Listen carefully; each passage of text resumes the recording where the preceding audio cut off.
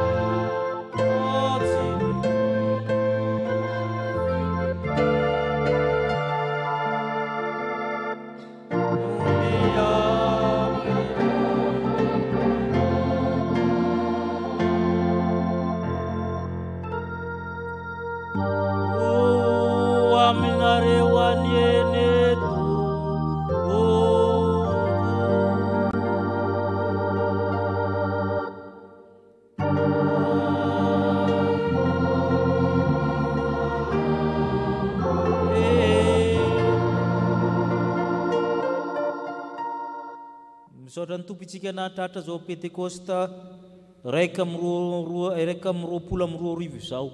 Mampiorina ny mino ny herin'ny fanahy masina ho ny Tompo ary ny fanahiko no ataoko ao anatinareo. Iderin'Andriamanitra isika amin'ny salamo amin'ny Isaia 140. Isaia 140 hatramin'ny 5 ho arahan'ira faefatra amin'ny 70 amin'ny 100 ny andininy 1:3.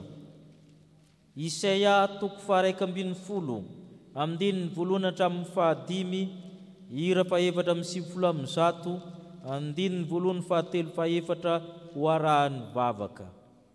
Oka isika ideran'ny Tompo manao hoe arisy solofo mitsimoka eo amin'ny fototry Jese, arisy mitrebona eo amin'ny fakany, ary ny fanahy amin'ny Jehova toetra eo aminy, dia ny fanahy ny fahendrena sy ny fanahy ny fahazavantsaina, fanahy ny fanoloran-tsaina sy ny faherezana, fanahy ny fahalalana sy ny fahatahorana amin'ny Jehova.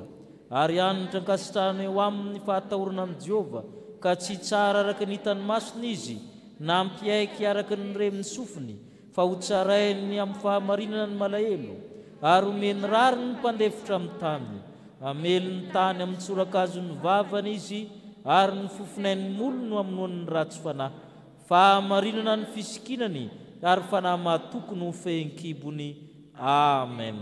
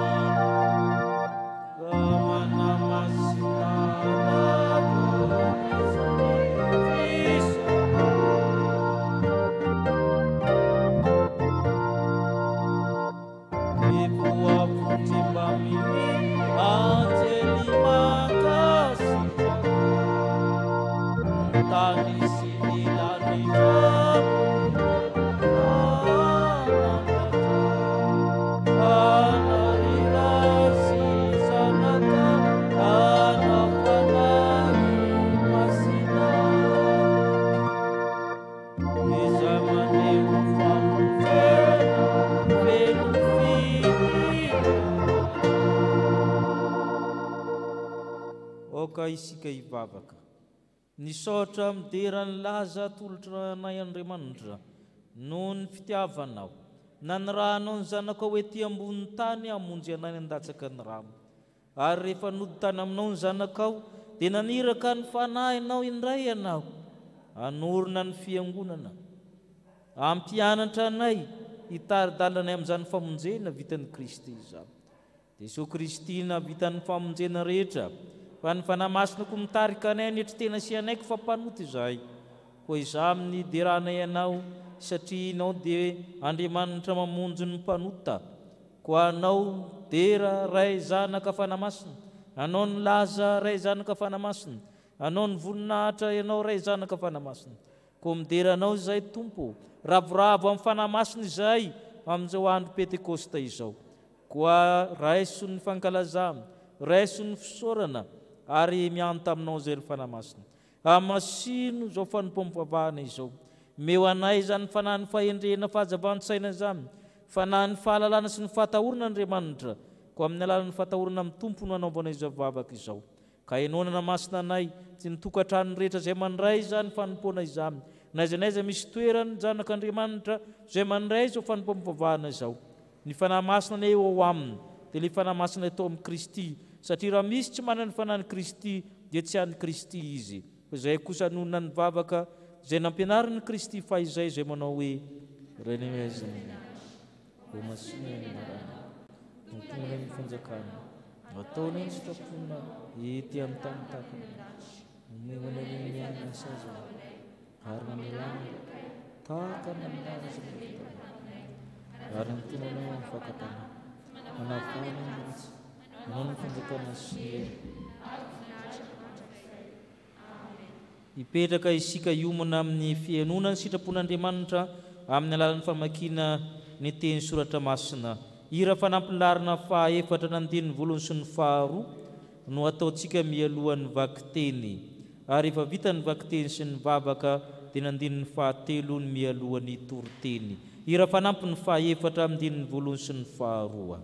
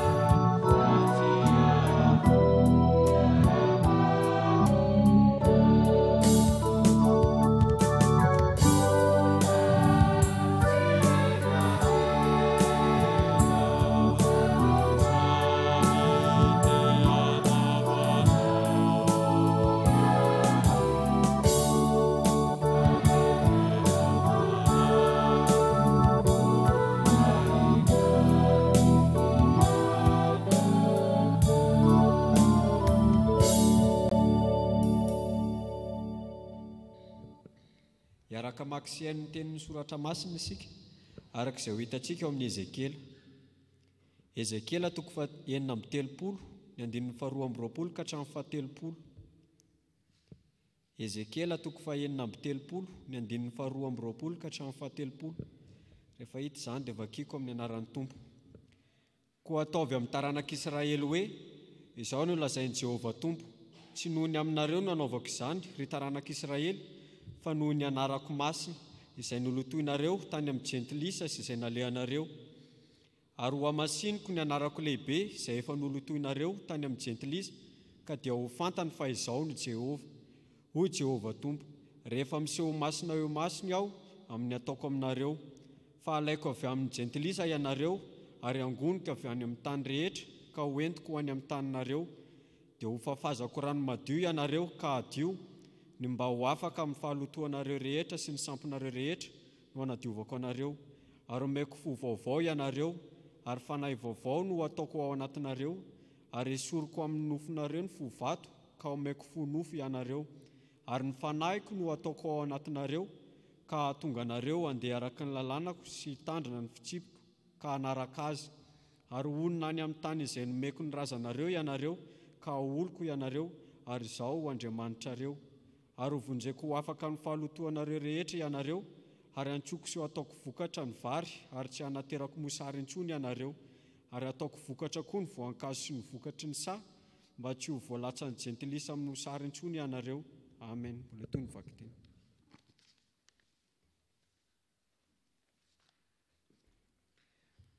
Mbola ho toizantsika ny famakiana teny soratra masina izay hita amin'ny epistily Korintiana voalohany, toko 2, andimy voalohany ka hatramin'ny 5.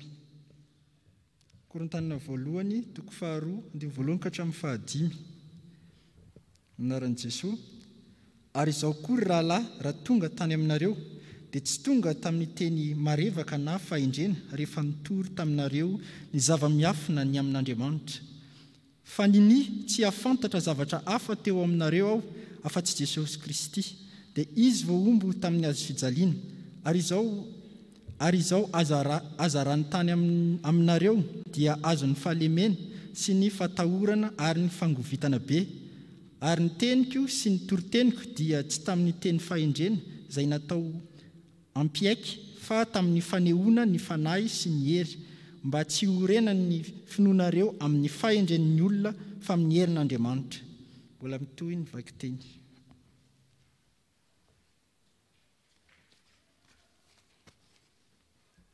Hofaranantsika ny famakiana ny tenin'Andriamanitra, izany dia hita ao amin'ny filazantsara Jaona toko 9:12, andininy 12 ka hatramin'ny 15.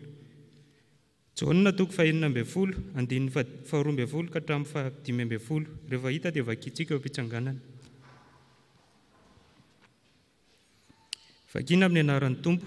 Mbola manana zavatra maro lazaina aminareo aho, nefa tsy zakanareo izany ankehitriny, fa rehefa tonga amin'ny fanahin'ny fahamarinana dia izy no hitaridalana anareo ho amin'ny marina rehetra, fa tsy hiteny avy amin'ny fahefan'ny tenany izy, fa izay ho reny dia ho lazainy avokoa, ary ny zavatra ho avy aza dia ambarany aminareo. Izy ankalaza ahy, fa handray avy amin'ny ahy izy ka nambara izany aminareo. Izay rehetra nanana ray dia ahy avokoa, koa izany no ilazako, fa mandray avy amin'ny ray izy ka nambara izany aminareo. Amen. Ray masino manamasinana amin'ny fahamarinana, ny teninao ny fahamarinana. Amen.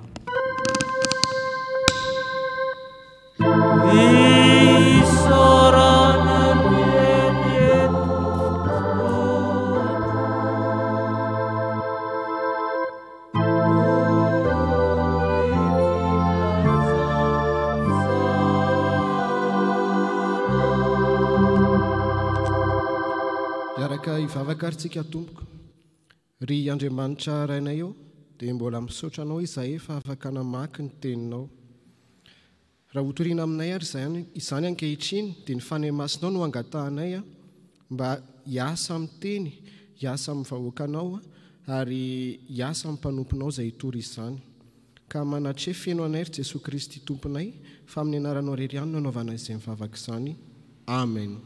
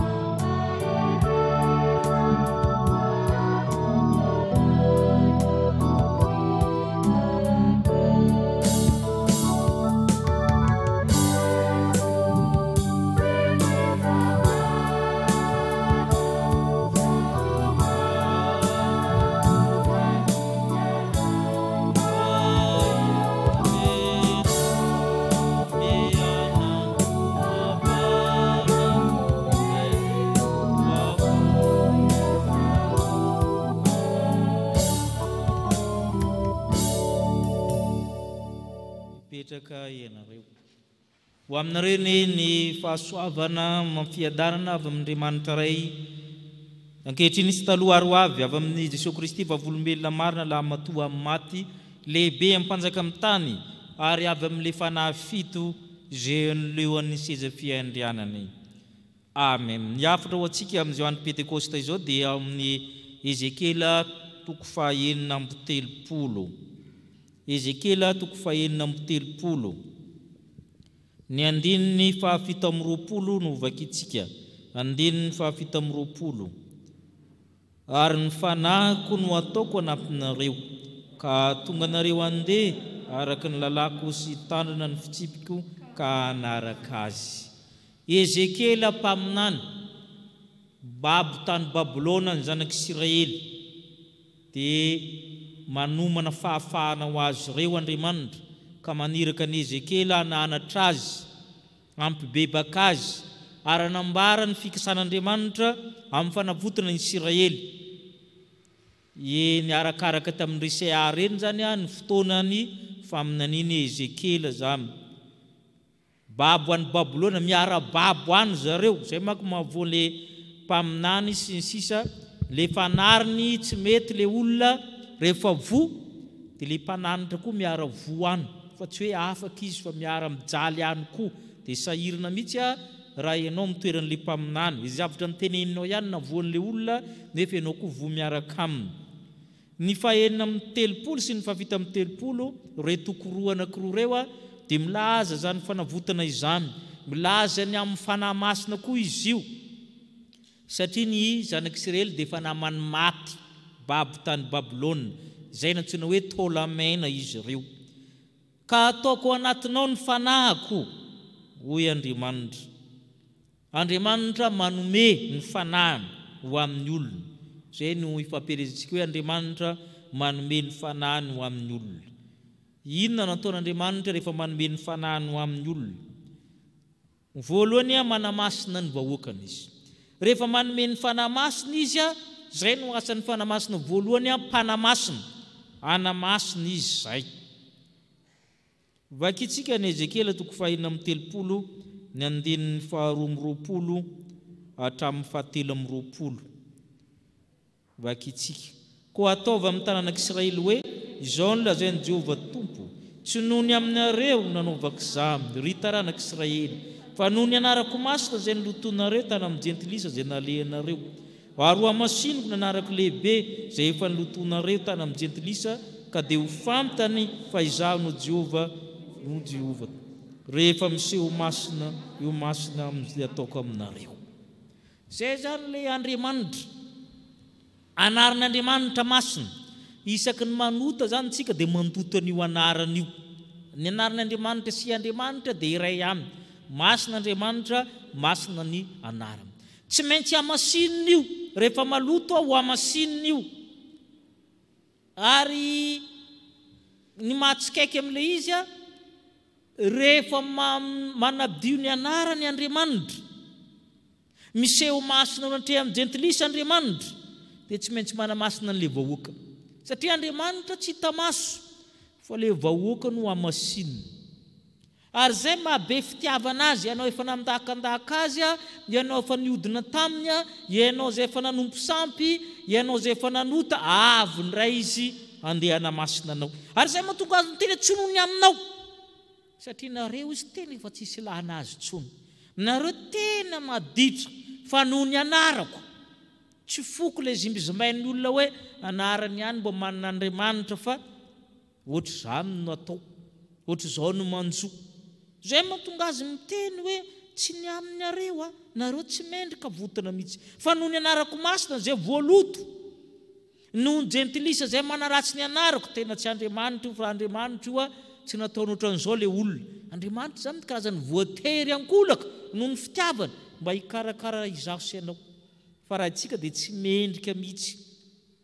Noho ny anarako izy, ka ho hamasiniko ny anarako lehibe, ary lehibe zany anarana zany, zay nilotonareo, nitsakitsahanareo tamin'ny fitiavan-tenanareo, tamin'ny ara-tsim-pananareo, tamin'ny sampinareo, tamin'ny fitiavan-tenanareo, tamin'ny toerana rehetra io, ho hamasiniko io anarako io, iseho masina amin'ny jentilisa ka hanavotra anareo.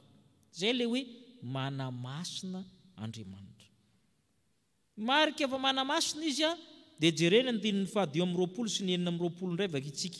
Amin'ny 10 sy ny 20 vakitsika. Dia ho fafazako rano madio ianareo ka adio. Dia ny mba ho afaka amin'ny fahalotona rehetra sy ny sampina rehetra na divoka anareo. Ary omeko fo vaovao ianareo, ary fanao vaovao no ataoko anatinareo. Ary esoroko amin'ny nofonareo ny fo vato ka omeko fo nofo ianareo. Manadio, manavao Andriamanitra. Manaesitra miditra antsika rehetra, manala ny ara-tsi-panahy rehetra izy esoroko aminareo ny fo vato. Zay le Andriamanitra manadio. Ny manadio sy ny manamasina dia zavatra mitovy ny fanaoam-badika ihany. Tadio fa ny rano dia manambara ny fanahy masina mandrakariva amin'ny soratra masina. Raha misy olona tsy ateraky ny rano sy ny fanahy Jesosy amin'ny jauna dia tsy mahazo miditra amin'ny fanjakana lanitra. Na iza mangetaheta aoka anatina akaisotro ho Jesosy ny fanahy masina zay raisiny miditra. Ary koa Jesosy tamin'ny vehivavy Samaritanina hoe na iza no misotro ty rano ty dia mbola angetaheta fa zay rehetra misotro ny rano omeko dia tsy angetaheta mandrakizay fa ho isoon'ny rano velona miboiboika ao ambony. Ny rano dia matetika manambara ny fanahy masina. Ary zay mahatonga ny rano batisa, zay mahatonga ny batisa dia batisan'ny fanahy masina satria misy rano eo. Izay le fafazako rano madio ianareo hadio. Zay zany ny antony voalohany rehefa manome ny fanahy Andriamanitra hanamasina izy zay. Hanamasina amin'ny olona izy. Ka manjary manana fo madio hankatoa azy ny olona. Ary omeny didy sy fitsipika. Tsisy afaka manaja an'io raha tsy avy amin'ny fanahy masina. Ny didy folo sy ny didy rehetra no mampisaraka ny Israely amin'ny firena hafa. Io zany ny fananana ny didy io no mahatonga azy voaka masina. Zay mahatonga amin'ny tompony teny hoe ataoko anatinareo ny fanahiko ahatonga anareo handeha araka ny lalako sy tandrina ny fitsipiko. Manamasina antsika Andriamanitra rehefa manome azy. Ka mahatonga antsika firena masina. Olona n'Andriamanitra ho amin'ny tenany. Ianareo zay tsy firena koa taloha fa ankehitriny efa olon'Andriamanitra. Zay le hoe avy amin'ny olona tsisy ilana azy mankany amin'ny ankonan'Andriamanitra sy zanak'Andriamanitra. Ary zay le fanahy masina zay manamasina antsika izay. Ka mahatonga antsika ho firena masina fanjakam-pisorona ho Petera apôstôly. Ho jerentsika ny Korintianina 2:9 amin'ny 20 hatramin'ny 20 izay efa nivakitsika tamin'ny herinandro fanahy masina teo ihany. Korintianina 2:9 amin'ny 20 hatramin'ny 20. Korintianina 2:9 amin'ny 20 ka hatramin'ny 20 amin'ny anaran'ny Tompo. Mandosira ny fijangajangana. Izay fahotana rehetra ataon'ny olona dia nivela amin'ny tenany ihany, fa ny fijangajangana kosa dia manota miatra amin'ny tenany. Ahoana ary? Moa tsy fantareo fa ny tenanareo dia tempolo ny fanahy masina izay ao anatinareo sady efa azonareo tamin'Andriamanitra. Ka tsy ny tompo ny tenanareo ianareo fa olom-boavidy ianareo koa dia mankalazana Andriamanitra amin'ny tenany. Ianareo fa nividian'Andriamanitra hoy izy ka nametrahany ny fanahy masina ka lasa tempolo ny fanahy masina, tempolo masina, ka tsy mila fahotana sy fahalotona intsony. Korintianina 2:2 zao 9 ihany koa.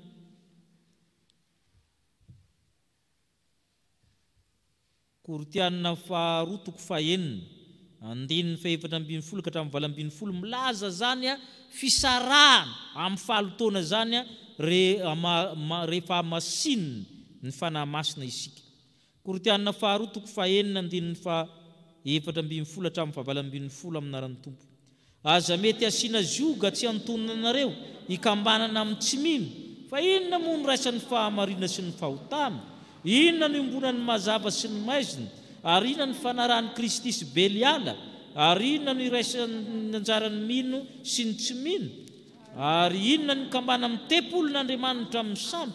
Fa isika amin'ny tempolon'Andriamanitra velona araka ny nataon'Andriamanitra hoe onona eo aminy aho sy andeha eo aminy, ary ho Andriamaniny aho ary izy oloko, koa mivoa eo aminy ianareo misara aminy Jehova aza maneno zay zavatra tsy madio ary izaho dia andray anareo ary horainareo ianareo zanako lahy zanako vavy o Jehova tsy toa misara ny hoe masina dia voatokana voasaraka amin'ny zavatra hafa rehetra ka ny asan'ny fanahy masina voalohany rehefa manomeno iny tompo Andriamanitra manomeno fanahy amin'ny olona dia manamasina izy meteza ho amasin'ny fanahy masina fa ny faharoa nanirahan'Andriamanitra ny fanahy no amin'ny reto zanak'Israely reto dia ny mba hamonjy azy mba hamonjy azy Andriamanitra manomeno fanahy no an'ny vahoakany mba hamonjy ny vahoakany mamonjy ny vahoakany Andriamanitra satria hafa baraka ny anaran'Andriamanitra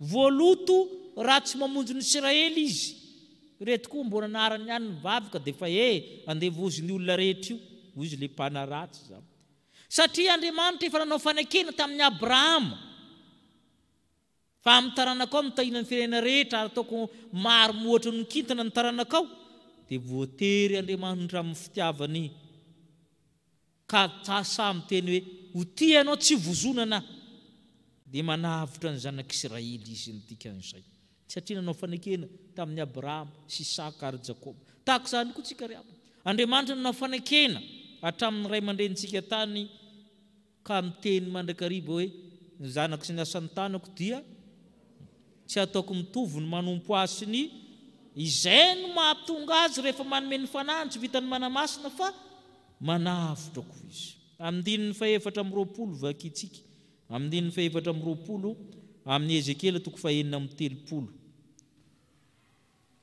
amin'ny aran'ny tompo fa alaiko avy any amin'ny jentilisy ianareo ka angonoko avy amin'ny tany rehetra ka hoentiko any amin'ny taninareo zay ho alaiko ianareo avy amin'ny fahotanareo avy amin'izay mangejanareo io avy amin'ny olanareo rehetrarehetra io ka nahatonga anareo tahaka ny maty io alaiko avy amin'ny tany rehetra zany hoe tsisy mahazony fa Andriamanitra maka an'ireo tsirairay avy dia ateriny any amin'ny tany Kanany zay le fanan'Andriamanitra riaba rehefa mandray fanan'Andriamanitra io dia izay no ataon'Andriamanitra dia mamonjy ny olona manangona ny vahoakany manositra azy sy manangana azy indray masony jentilisy manjary miarina ianao amin'ny fahalavoanao manjary olona afaka ianao manjary olo masina araka ny voalaza teo ianao afaka mijoro mitraka miatrika zay olana rehetra ao amin'ny fiainanao ary zay no ataon'Andriamanitra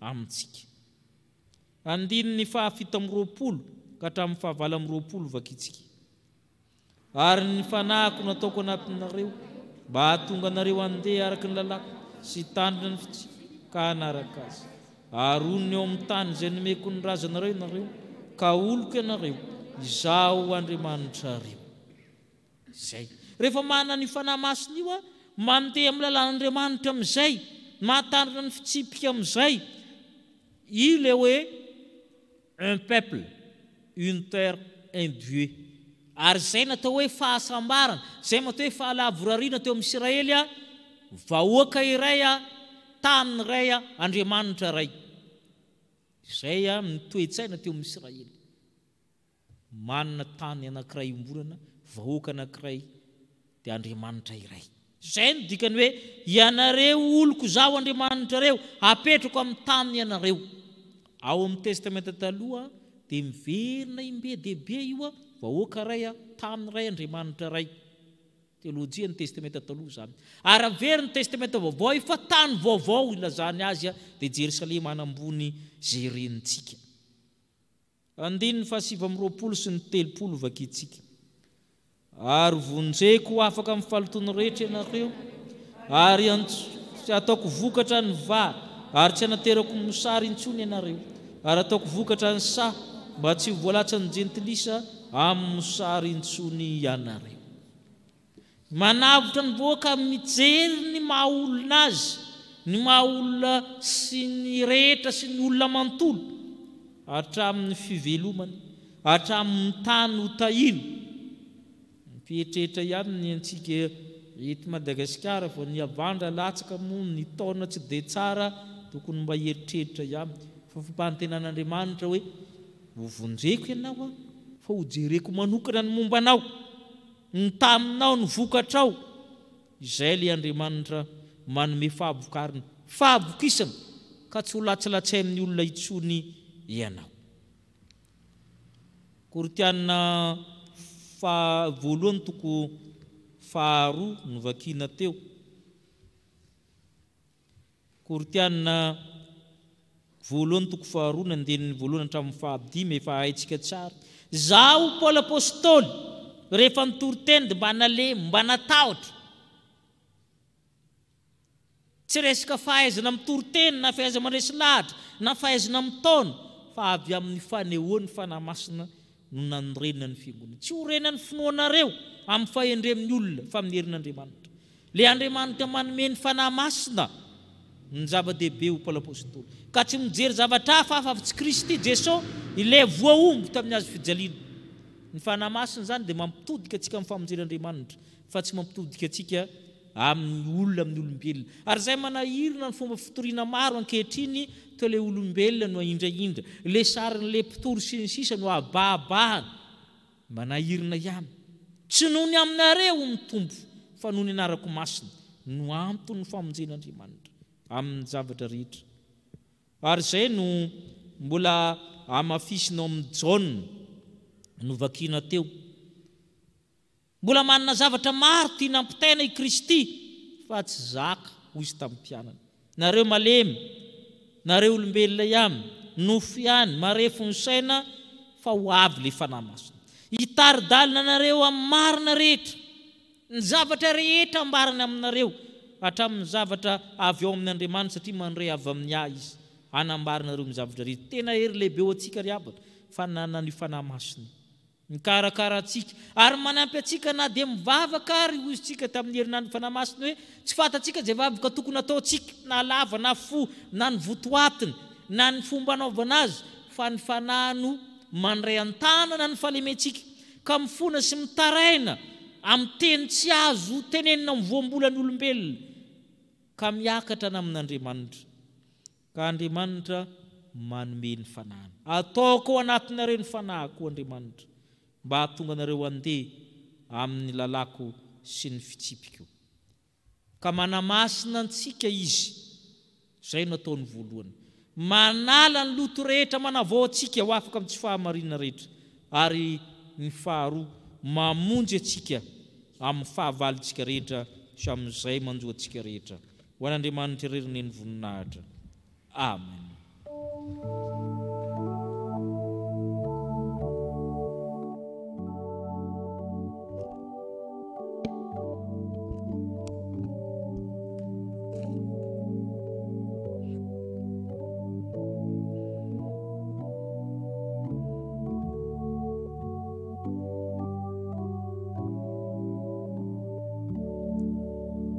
Ivavaka isika. Nataonao tamin'ny Israely ny fanahinao, nataonao tamin'ny fiangonana koa izany. Le fanahy manahy masina, manasa ny lotony rehetra, rano mamelombelany zavaboary sady manadio ny lotony nofo. Tandendo ny fanahy masina izay manadio anay tena vatana saina fanahy. Indrisy anefa tompo, nalaina ho sasana izay, ny salasala tahaka amin'ny Petera izay, fa tsy ho sasana ny tongotra. Raha tsy sasanao dia tsy manana anjara avy aminao Kristy. Zao madio izay efa kely ka dio fonay mba fampahotana, mba ho masina sady tsy misy tsiny izahay. Mamindrafo aminay tompo, mamindrafo aminay ry fanahy masina fa matahotra no sasana izay ka milefalefa, miafinafina mandosindositra. Matahotra ny masina loatra izahay, aleonay ihany mpivavaka tsotsotra eny amin'ny sisisina eny. Mamindrafo aminay, mamelany elokay. Maniraka ny fanahinao masina koa ianao mba hamonjy anay. Analanay amin'ny fahotanay, tsy fofonay izany fahotanay izany. Tsy ny loharanay teny hatrehanao, fa mbola mandeha miditry ny fonay izay. Tsy nainiainy ny fanahy masina izay, ka nampalahelo ny fanahy masin'Andriamanitra izay nanasiana tombo-kase anay. Mamindrafo aminay, mamelany elokay. Betsika ny tsy matateraka anay, na tamin'ny fiteny, na tamin'ny eritreritra, na tamin'ny natao. Sao madio izay efa kely kardiovy ny fonay mba fampahotana. Marina ianao raha tsara ary tsy manantsiny ianao. raha manameloka anay. Fefa tonga aminay ny fanahy masina izay mandresy lahatra zao tontolo zao amin'ny fahamarina sy ny fitsarana ary ny fahotana. Ny fahotana satria tsy mino matetika izay. Ny fitsarana fandriana zao tontolo zao efa voaheloka raha teo nefa mbola tomponay aminy devolina dia efa voaheloka. Ny fahamarina satria ianao Kristy efa namiray ka naniraka ny fanahy masina. Mamindraha fo aminay Tompo. Tsy noanay ihany fa noavanay n'aiza misy azy ireo. Taranaky ny fiangonana manontolo hatranampitana ny masina mamindraha fo mamela amin'ny heloko izy ireo. Ny amin'ny anaran'i Kristy no angatanay izany vavaka izany. Amen. Andri manitra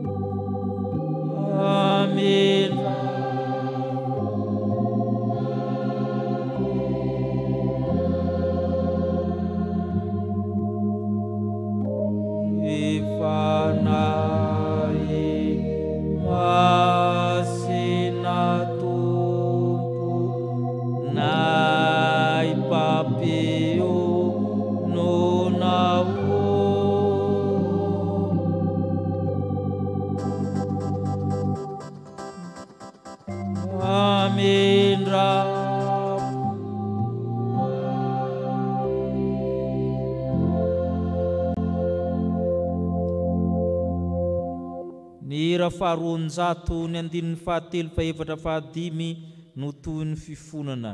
Ny ra faharoanjato andininy fahatelo faefatra fahadimy.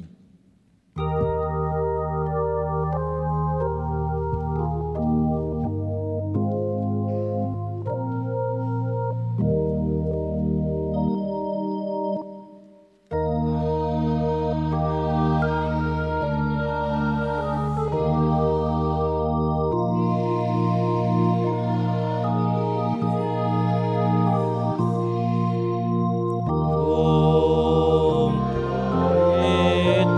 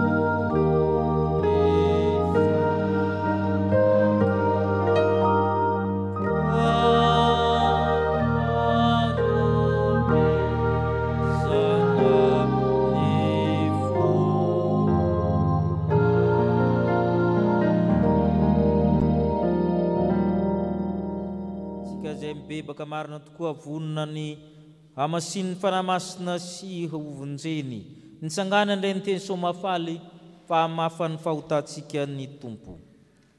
Hoy ny tompo: fiadana ho anareo tahaka na ny rano ray ihany ny rako nareo kosa.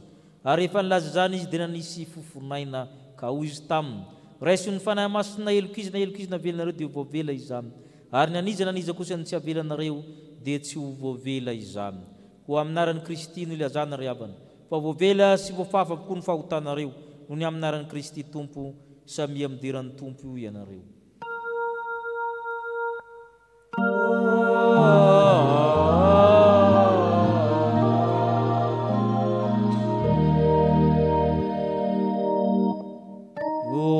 Ninaitrany amin'ny avo indrindra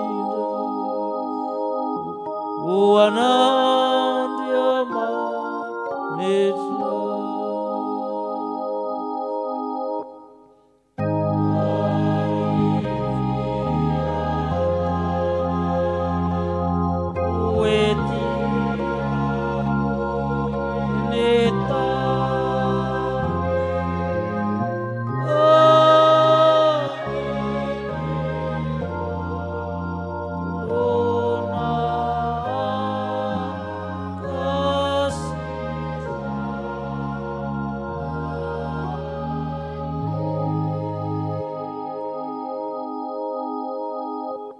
Ny raha fanampin'ny fahafolo ny rahantsika midiran'ny Tompo na amin'izany famonoan-keloka ny raisitsika zany ny andininy rehetra.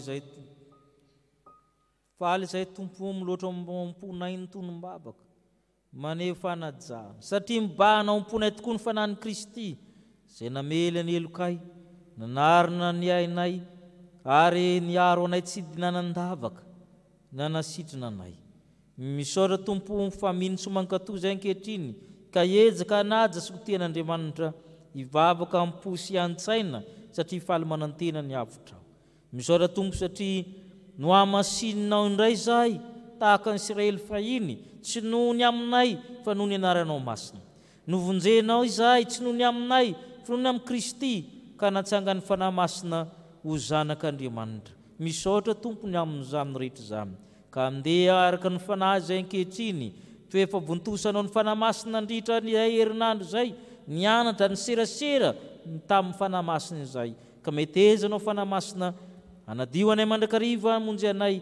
ary iaina aminay toetra anatinay ho tena tempolonao tokoa izahay mivavaka izay tompo mpianaro mivavaka izay ry fanahy masina mba ento ny vavakay amin'ny fitaraina tsy azo tononona ho amin'ireo izay marary ho amin'ny mpitsabo ny amin'ny mpitandro filaminana izay miasa amin'ny tona ankehitriny eo ambany fahasoavanao vavaka izay ho an'izay manana olana amin'ny tenany amin'ny tokantraminy amin'ny asany amin'ny sehatra maro samihafa ka natonga azy ho babony latsa sy ny enatr'olona koa mamindrafo aminay tompo ka ianao Andriamanitra no anangana azy ireo tahaka ny zanakao tanterahanao hoe tany vahoaka Andriamanitra ray mivavaka izay ho an'izay rehetra midonam-pahoriana mba ho ampaherezinao izy ireo ka ianao ny kiady ny mpitondra tena sy ny kamboty mivavaka izay ho an'izay mianatra na ny amonala fanadinana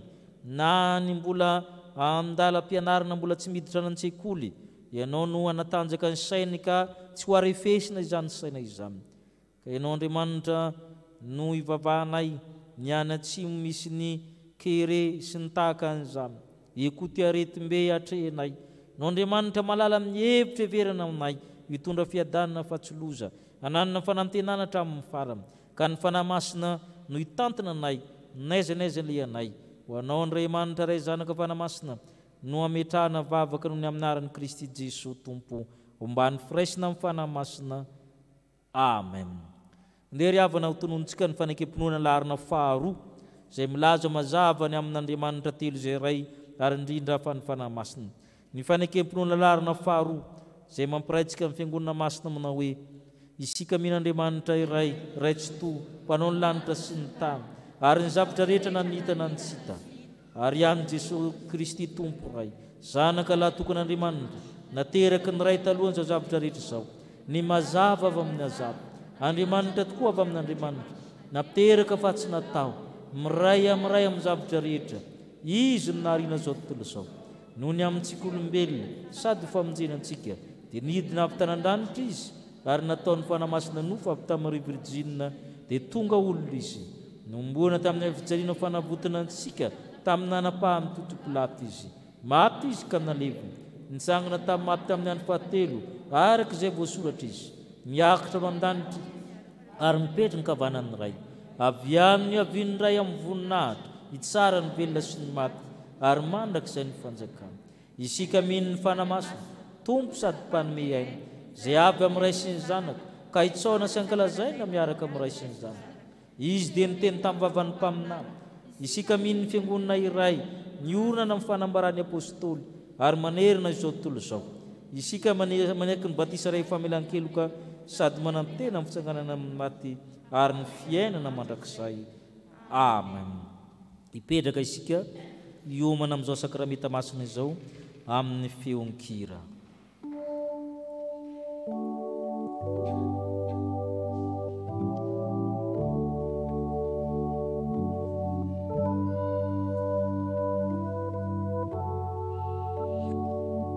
hoe soratra masina raha misy olona mangetaeta aoka izy anatonahaka isotro izay mino ady ison'ny rano velona iboboka ao ankibony araka ny voalazan'ny soratra masina fa na fanahy masina izay foraisan'ny mino azy no nolazain'i Jesosy tamin'izany satria ny fanahy masina mbola tsy nomena satria Jesosy mbola tsy niditra tamin'ny voninany.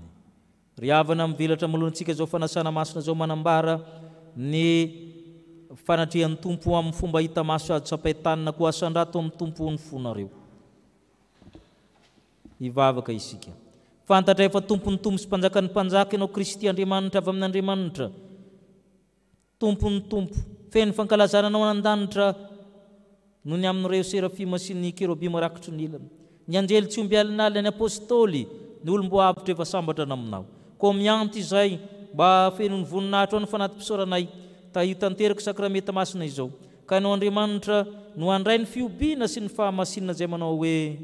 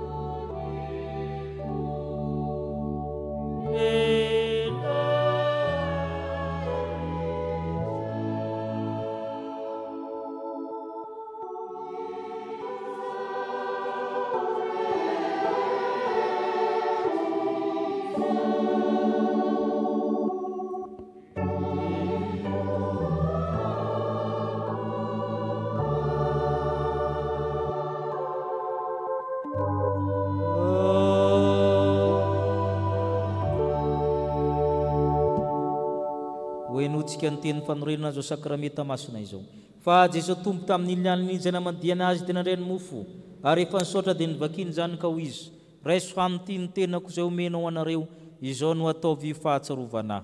Dia araka izany koa ny kapoaka rehefa ninana dia ho izy, misy tro amin'ny tianareo rehetra va ity ny rako, ny amin'ny fanekena vaovao izay alatsika ho an'ny rehetra famelan-keloka, izao natao fahatsarovana naovinana misotro ianareo. Fa naovinana ianareo ny mihinana itony mofo tony sy misotra amin'ny kapoaka dia manambara n'le fahafatesan'ny tompo ianareo mandra-piaviny. Amen. Ivavaka isika.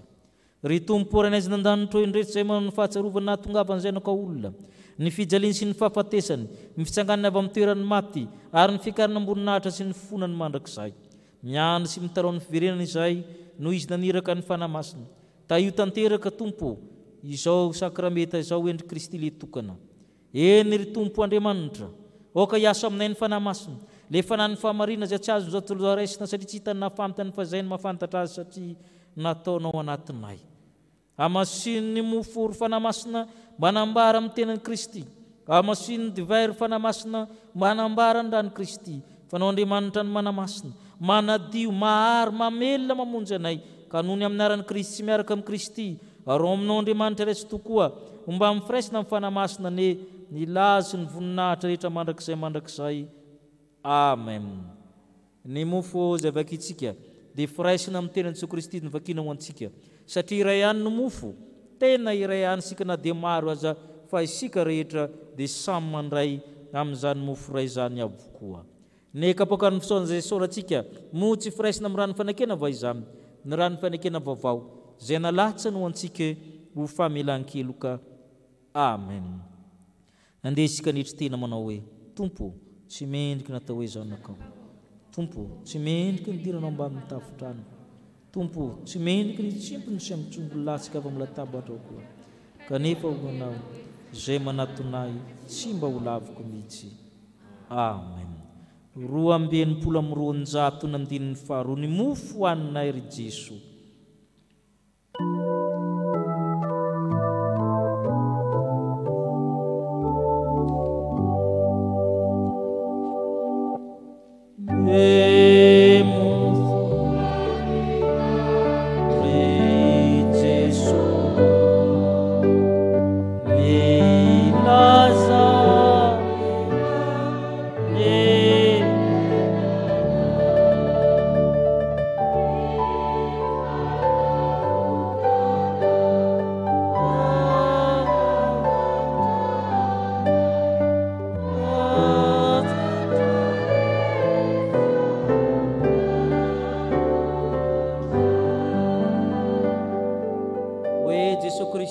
Masina antsika amin'ny alalan'ny fanahiny. Raiso hanity ny tenako, izao nataovy fahatsarovana. Misotro ny divay zahay izao. Ny andininy fahatelo.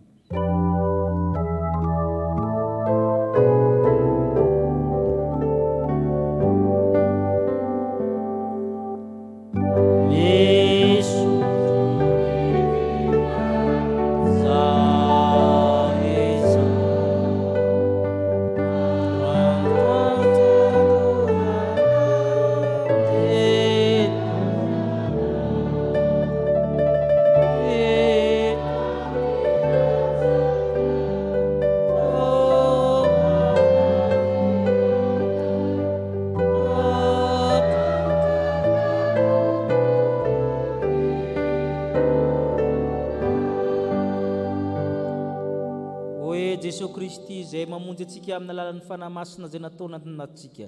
Sotroinareo rehetra ity fahatiny rakona amin'ny fanekena vaovao zay alantsika ho an'ny rehetra famelan-keloka izao natao fahatsarovana na vinavina misotro ianareo.